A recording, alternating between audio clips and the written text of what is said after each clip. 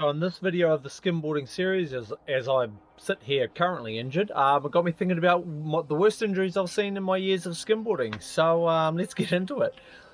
Currently, right now, I've had what I believe is a lower abdomen strain for quite some time. I'm not actually sure how I did it.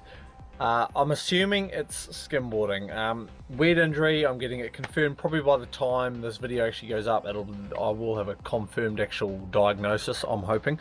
Which got me into thinking about who's been hurt through the years and how they got hurt. So I myself personally, my worst injury, which is on film, is I dislocated my ankle with a bungee and a ramp. Stupid idea at the time, stupid idea now, will always be a stupid idea. Straight to the A&E. It basically, when I've hit the ground, wasn't too gnarly. As you can see in the video, it wasn't anything horrific, but just as I've hit the ground, it's actually popped my right ankle out of the joint and you know, it gave me grief for like a year or two walking on soft sand a lot. It just got really tired and sort of was obviously building back to strength. That has been the worst injury I've received skimboarding and the worst injury I've seen. I've got multiple cuts, scars and things all over my hands from shells, like falling on shells and cutting yourself open, flat landing in places that you just shouldn't be because it's too shelly. Probably the worst injuries I've seen with other people, I've seen 3 people break ribs. Now, a lot of these injuries, in fact, I'm going to go as far as saying probably all of these injuries I'm about to list have all been flat landing. There have been 2 things. They've all been flat land, and they've also been back at a time when there was a lot more people skimboarding. So I guess the chances by sort of default are a lot higher to get injuries. So 3 people have broken ribs I've seen. All 3 of them was from falling. I don't have any of these on video. I do have a photo of one of them. All 3 are from falling on a rail or a milk crate. So 2 were from falling on a rail, the 3rd was from falling on a milk crate, and none of these guys knew the ribs were broken at the time. Breaking your ribs is not a horrific accident, it's just painful a week or 2 later, and typically I think all these guys went to the doctor like a week or 2 later and was, yeah, broken ribs, and you pretty much can't do much, you just got to wait it out.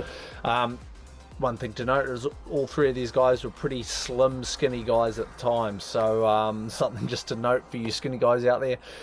I've seen about 5 or 6 wrists or forearms break in this time. Again, all flat land, all of them from falling. I know there is this one on film, and that was just the sheer impact of slamming the ground, broke his arm. He actually continued to skim that session and went to the A&E after, and it was broken. We've also had more that were a bit more bent out of shape and obvious. I think even in the Frankston skim comps in Aussie in 2011, one happened during the event of a younger skimmer.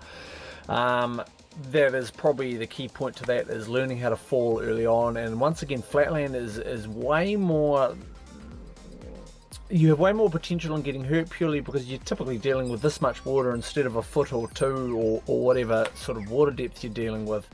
That is fair. I think that is it for the more traumatic injuries through the years. There's been dozens of fairly serious cuts, bumps, bruises. I think there's been a couple hematomas on hips. Toes have also taken a beating. Of course, flatland is just hell. It's certainly nothing to deter people from flatland, but it is just the reality of it is that with a wood board spinning under your feet in shallow water, you tend to get beat up quite a lot.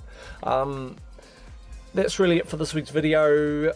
It was just something to note while I sit here injured, and it got me thinking. So I've pretty much played everything in this video that I have had on film through the years. Feel free to list your injuries down below if you want, and like this video if you've been hurt skimboarding.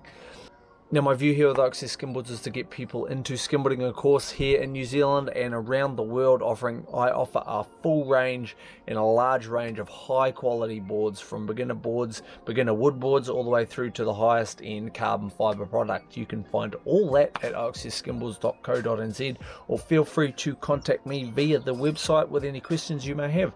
I'm Sam Price. I'll see you at the beach.